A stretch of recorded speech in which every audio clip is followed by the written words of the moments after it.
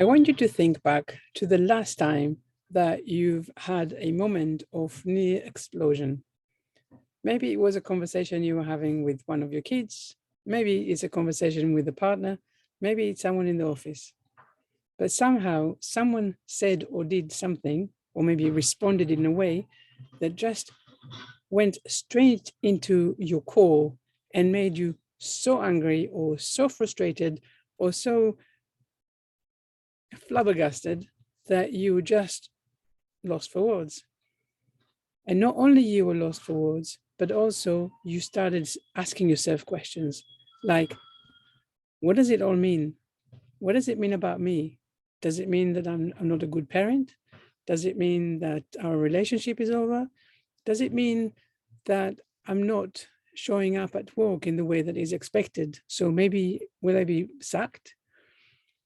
What I'm trying to say is that when we are faced in our environment with something that is scaring us, we go straight into our fears and into our emotions, which are, of course, negative and worried and just lost. My name is Einav Avni, and I'm a confidence and empowerment coach. I mainly work with people to identify the negative self-talk and limiting beliefs so that they can understand what is holding them back from the life that they really want for themselves. Let's get back to that time when you are completely lost because of your emotions. So what happens, right? You're asking your kids something, do something, ask them a favor, or you just ask about the day, and they answer back with a roll of the eye or or something along those lines. Or maybe you're having a conversation, maybe it's a really heated conversation with your partner, and whatever it is that you say, they don't seem to get, and whatever they seem to say, you don't seem to get. And it's like, what the heck is going on, right? At this moment, emotions are really high, and you're not thinking about what is actually going on. What you do instead is go straight inside into your emotions, into your fears, right? And what I would like to propose for you today is that when this happens, you don't allow yourself to ride that wave of fear and emotions and uncertainties and insecurities. Instead, what I would like for you to try is to just pause and ask yourself, what do they really need? All of a sudden, instead of having all of these emotions go straight inside of you, you don't allow the emotions to go in. You just put it out there and you say, what do they need? How come? I mean, you can see the way that they're communicating, right? This is the way that is triggering you. But the question is, how come this is happening right now? What is it that they are trying to communicate with me that I am so defensive that I can't actually see? So all of a sudden, your kid is doing something, and instead of reacting to it from your frustration, anger, or insecurities, you actually say, what do they need? What is really happening? And then you realize that maybe they just need some space. Maybe they're walking through something. Maybe they had some fallout at school with their friends. Maybe the teacher said something and they didn't understand, or you don't know what it is. But they're not telling you, hey, you suck at something. Basically, what they're telling you is that they need some help in some way to work out what is going on inside them, because they may be unable to verbalize it, or maybe they are verbalizing things in a way that you don't understand. So now you have a choice. Will you go straight into your emotions and insecurities, or will you stand there and say, okay, what is it? What can I do to help? How can I support you? And all of a sudden, if you have a child that is having a tantrum on the floor, and then you realize that actually maybe, stop paying attention to the behavior and start asking yourself what is behind it. And maybe you realize that, your kid doesn't want to do the homework. Maybe they're scared about the assignment or assessment or whatever. And actually, they just need you maybe to hold them and say, it's okay. We can do it together. Why don't I help you to break it down, to unpack whatever is going on there? Show them that you're actually here solidly. You can take their emotions. It's not about you. It doesn't mean anything about you, actually.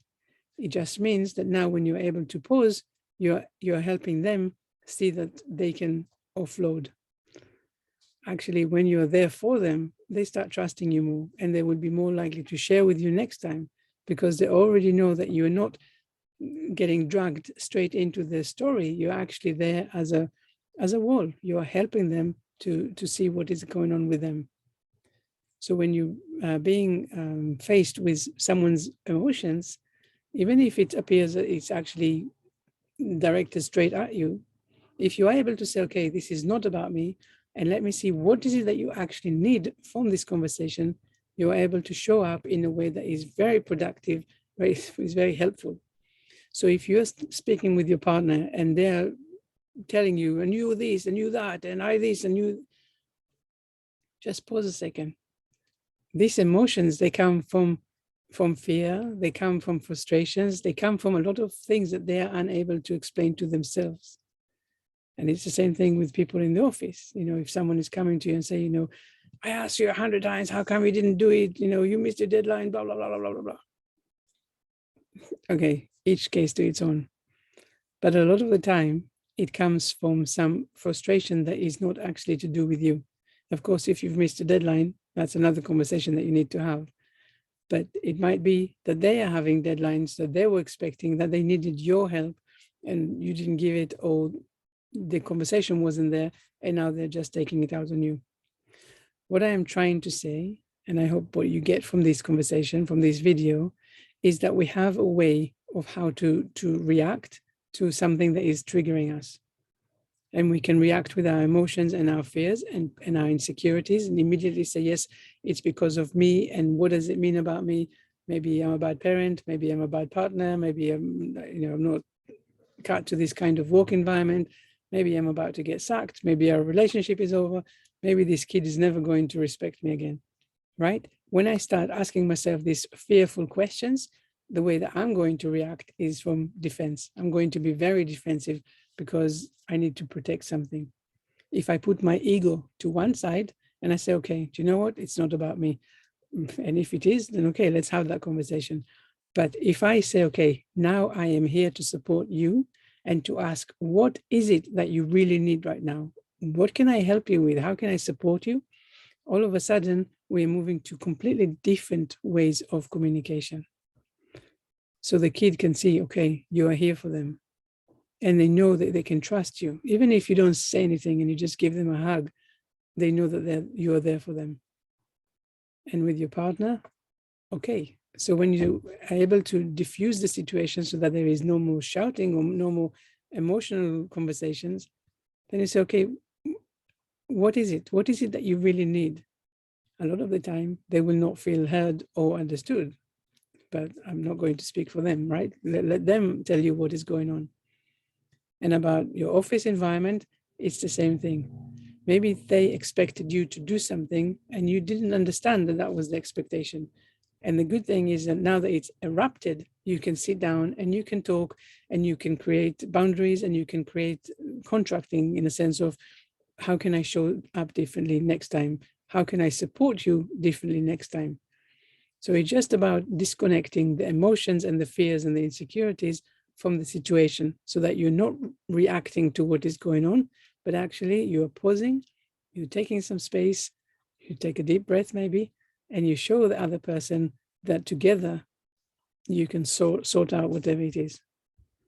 Just a little tip to go out there, because I definitely find for myself, for my clients, for everything that I see, when you stop yourself from reacting with your emotions, you start to see things in a very different way. You start to understand that actually the way that you think is not the way that everyone else is thinking. And the way that you operate, every one of us is unique. We are all operating from a different place. So when you start realizing that we all have a unique model of the world, our unique way of thinking, reacting, expressing ourselves, you can stop taking everything so personally on you and start being there for your other person. So thank you very much for watching this video. I hope it's been helpful. If you have any questions, any comments, please list them below. And please also subscribe to this video channel. That would be wonderful to know that you're there. Have a wonderful day.